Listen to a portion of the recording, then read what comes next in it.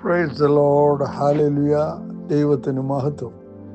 ഏവർക്കും കർത്താവായ യേശു ക്രിസ്തുവിൻ്റെ നാമത്തിൽ സ്നേഹവന്ദനം അറിയിക്കുന്നു. സ്തോത്രം. ഇന്ന് നാം ചിന്തിപ്പാൻ പോകുന്നത് ദൈവസഭ എന്നൊരു വിഷയമാണ്. അത് സംബന്ധിച്ച് സ്തോത്രം. സാധാരണ പോലെ നാം ഒരു ഗാനം ഒന്നിച്ച് പാടുവാൻ അവസരമാകട്ടെ. അതിനായി ദൈവം അനുഗ്രഹിക്കട്ടെ. പ്രാർത്ഥനയോടെ ദൈവസന്നിധിയിലായിരിക്കാൻ ഏവർക്കും ഇടയാകട്ടെ. ദൈവത്തിന് സ്തോത്രം. Price the Lord. ഹല്ലേലൂയ. ദൈവരാജ്യം. ആമേൻ. വർഷങ്ങൾക്ക് മുമ്പ് എഴുതുവാൻ ഇടയായി തീർന്നൊരു ഗാനം ഏവർക്കും അനുഗ്രഹമായി തീർന്നു. ഇവിടെ അത് പാടുവാൻ ആഗ്രഹിക്കുന്നു. ദൈവത്തിന് സ്തോത്രം. ഏവരും ഓർത്ത് പ്രാർത്ഥിക്കുക. ദൈവരാജ്യം ഭൂമിയിലാകാൻ ഭൂമിയിൽ യേശു പ്രകാരമായി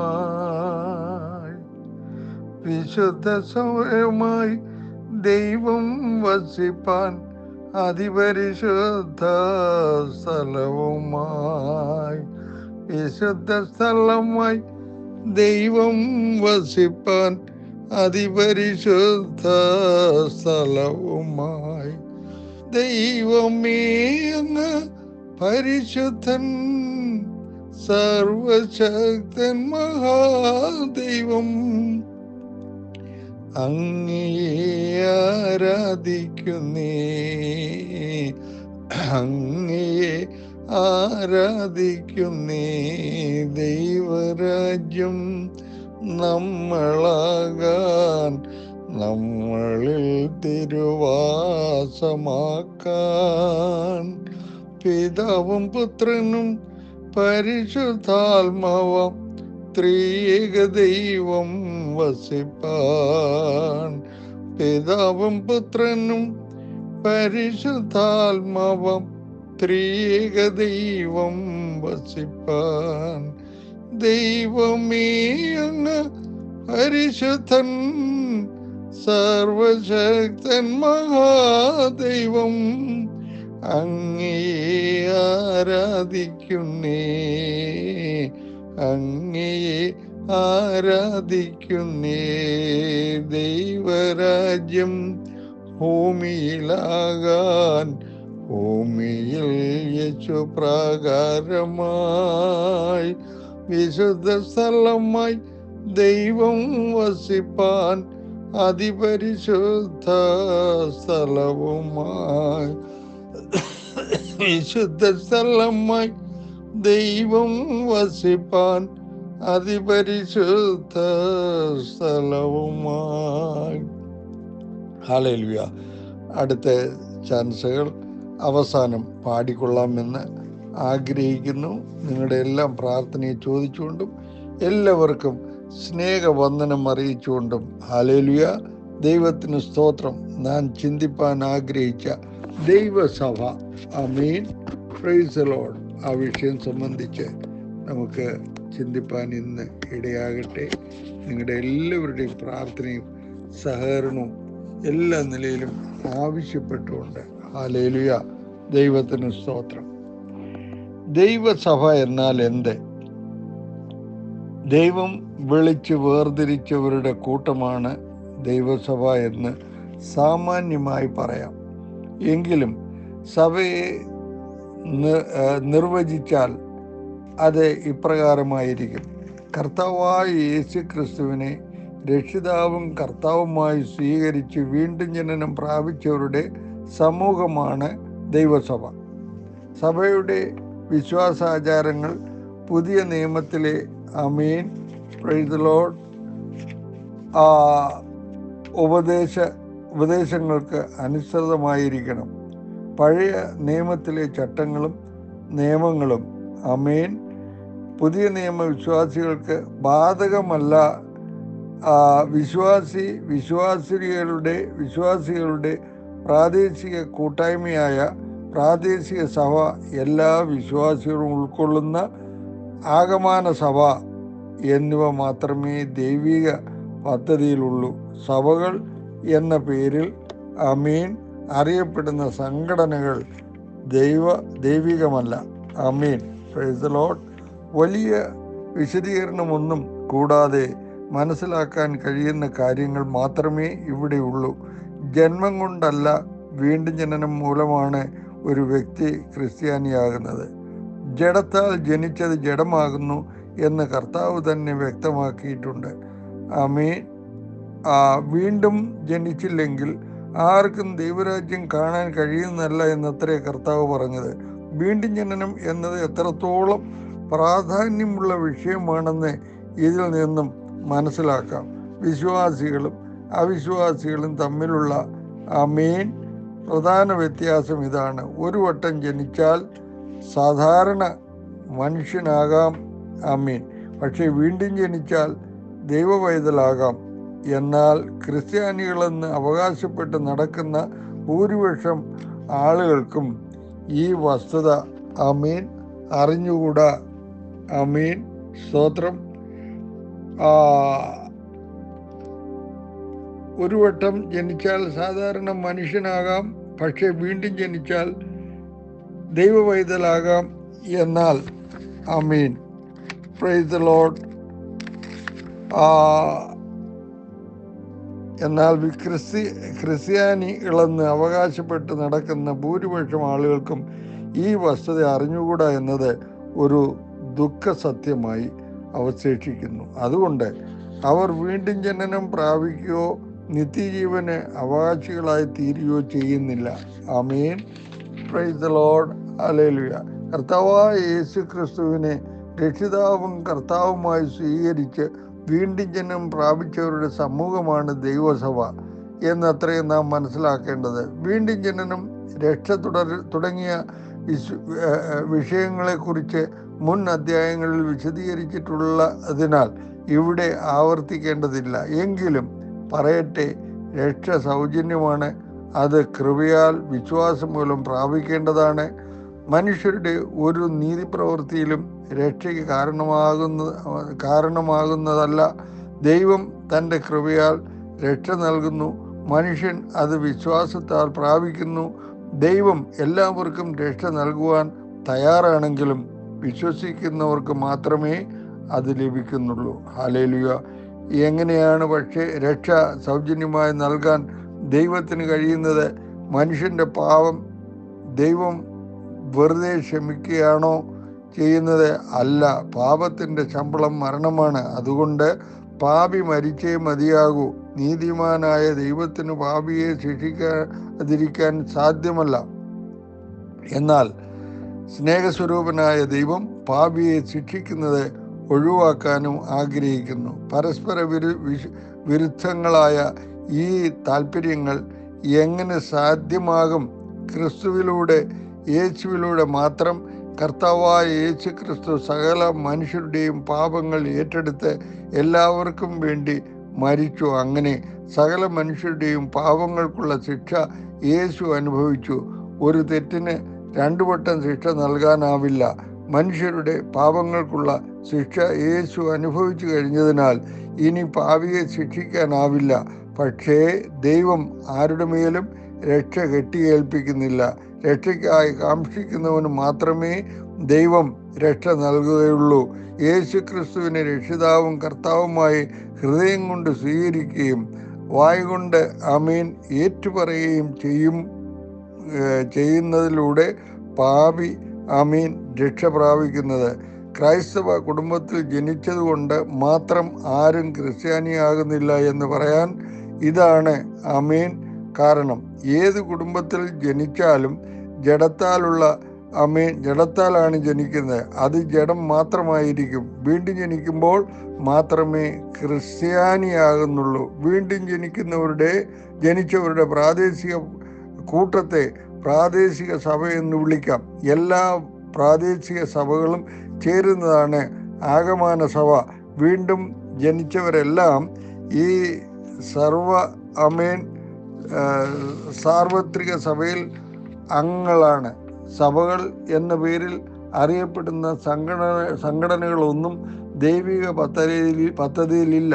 ഇവയെല്ലാം മാനുഷികമോ സാധാന്യമോ ആണ്. ഈ സംഘടനകളുടെ നേതാക്കന്മാരായിരിക്കുന്നതിലൂടെ ആരും ആത്മീയ അധികാരങ്ങളൊന്നും പ്രാപിക്കുന്നുമില്ല. ഈ സംഘടനകൾ നൽകുന്ന ഓർഡിനേഷൻ ദൈവികമാണെന്ന് ധാരണയും ശരിയല്ല. സഭയുടെ വിശ്വാസ ആചാരങ്ങൾ പുതിയ നിയമത്തിലെ ഉപദേശങ്ങൾക്ക് അനുസൃതമായിരിക്കണം. പഴയ നിയമത്തിലെ ചട്ടങ്ങളും നിയമങ്ങളും ആമേൻ പ്രൈസ് ദി ലോർഡ് പുതിയ നിയമ വിശ്വാസികൾക്ക് ബാധകമല്ല എന്ന ഭാഗമാണ് ആമേൻ പ്രൈസ് ദി ലോർഡ് ഇനി വിശദീകരിക്കാനുള്ളത്. ഈ വിഷയത്തിലേക്ക് കടക്കുന്നതിന് മുമ്പായി ചില വസ്തുതകൾ വ്യക്തമാക്കട്ടെ. ഹല്ലേലൂയ. പഴയ നിയമവും പുതിയ നിയമവും അടങ്ങിയ ബൈബിളിലെ എല്ലാ പുസ്തകങ്ങളും ദൈവനിശ്വാസ്യമാണെന്ന് പ്രാരംഭ അധ്യായങ്ങളിൽ ആമേൻ തന്നെ വ്യക്തമാക്കിക്കൊണ്ട് ആമേൻ പ്രസ്താവിച്ചിട്ടുള്ള. അങ്ങനെയെങ്കിൽ പുതിയ നിയമത്തിന് എന്ത് പ്രത്യേകതയാണുള്ളത്? വിശദീകരിക്കാം. മനുഷ്യവർഗത്തിന് ദൈവം ഓരോ കാലത്തും ഓരോ തരത്തിലുള്ള കൽപ്പനയാണ് കൊടുത്തിട്ടുള്ളത്. ഏദൻ തോട്ടത്തിലായിരുന്ന ആദിമ മനുഷ്യന് നന്മതിന്മകളെ കുറിച്ചുള്ള അറിവിന്റെ വൃക്ഷഫലം തിന്നരുത് എന്ന കൽപ്പന മാത്രമാണ് നൽകിയിരുന്നത്. ആമേൻ പ്രൈസ് ദി ലോർഡ്. പക്ഷേ ആ കൽപ്പന മനുഷ്യൻ തെറ്റിച്ചു. അതോടെ ആ കൽപ്പനയുടെ കാലം കഴിഞ്ഞു. പിന്നീട് വന്ന യുഗത്തിൽ സ്വന്തം മനസാക്ഷി അനുസരിച്ച് ജീവിക്കാൻ ദൈവം മനുഷ്യനെ അനുവദിച്ചു. അബ്രഹാമിന്റെ കാലമായപ്പോൾ മറ്റു ചില കൽപ്പനകളാണ് ദൈവം നൽകിയത്. ആമേൻ. ബന്ധുമിത്രാദികളെ വിട്ട് ദൈവം കാണിക്കുന്ന ദേശത്തേക്ക് പോകുക എന്നതായിരുന്നു അബ്രഹാമിന് ലഭിച്ച പ്രധാന കൽപ്പന. പിന്നീട് പരിച്ഛേദനയുടെ നിയമം ദൈവം നൽകി. ന്യായപ്രമാണം നിലവിൽ വന്നതോടെ അതിനു മുമ്പുള്ള നിയമങ്ങളെല്ലാം അസാധുവായി. എങ്കിലും ദൈവം അബ്രഹാമിന് നൽകിയ വാഗ്ദത്തങ്ങൾക്ക് മാറ്റമുണ്ടായില്ല. ന്യായപ്രമാണ കാലം 1.5 സഹസ്രാബ്ദത്തോളം കാലം നീണ്ടുനിന്നു. അത് കഴിഞ്ഞ് പുതിയ നിയമം നിലവിൽ വന്നു. അത് ഇപ്പോഴും തുടരുന്നു. ഓരോ കാലത്തും നിലനിന്നിരുന്ന നിയമങ്ങൾ അനുസരിച്ചായിരുന്നു മനുഷ്യൻ ജീവിക്കേണ്ടിയിരുന്നത്. ഇന്നും അത് തന്നെ സ്ഥിതി. ഇക്കാലത്ത് നിലനിൽക്കുന്ന നിയമം പുതിയ നിയമമാണ്. പുതിയ നിയമത്തിന് അനുസൃതമായി വേണം നാം ഇക്കാലത്ത് ജീവിക്കുവാൻ. ആമേൻ പ്രൈസ് ദി ലോർഡ്. ഹല്ലേലൂയ. ആമേൻ. അപ്പോൾ 10 കൽപ്പനയോ അവ പഴയ നിയമത്തിലുള്ളതാണെങ്കിലും ഇന്നും ബാധകമല്ലേ?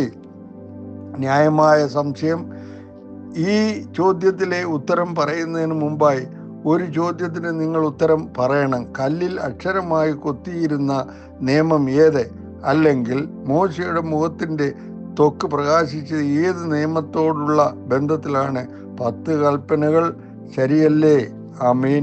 ഇനി 2 കൊരിന്ത്യർ 3 6 മുതൽ 16 വരെ വായിക്കുമ്പോൾ ഇവിടെ എന്താണ് പറയുന്നത്?